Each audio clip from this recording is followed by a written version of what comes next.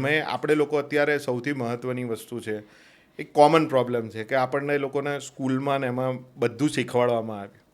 આપણા પેરેન્ટ્સોએ આપણને બધું શીખવાડ્યું, આપણા ટીચરોએ આપણને બધું શીખવાડ્યું, પણ સૌથી મહત્ત્વની વસ્તુ જો આપણે શીખી ના શક્યા હોય અને કોઈએ આપણને કીધું ના હોય ને, તો દેટ ઇઝ કોલ્ડ પેશન્સ.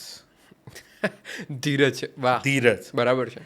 આ બધા જ પ્રોબ્લેમનું કારણ ધીરજ છે, કારણ કે આપણા બધાની અંદર હવે ધીરજ ખૂટી પડી. એટલે જ્યારે બી ધીરજ ખૂટી જાય ને, એટલે તમને નેગેટિવિટી તમારી ઉપર હાવી થઈ જાય. એટલે ધીરજ રાખીને તમારી ઉપર વર્કઆઉટ કરતા રહેવું પડે. It's a continuous process. ધારો કે એક વખત રિજેક્શન થયું, કંઈ ફરક નથી પડતો. મતલબ તમે એવું કહેવા માંગો છો કે એક સુબહ ફિર હોગી, બરાબર છે, અને એકવાર ફરીવાર ભગવાન તમને ચાન્સ આપશે, અથવા તો તમારી મહેનત જે છે એ પ્રમાણે તમને નંબર ઓફ ચાન્સ મળે જ જવાનો.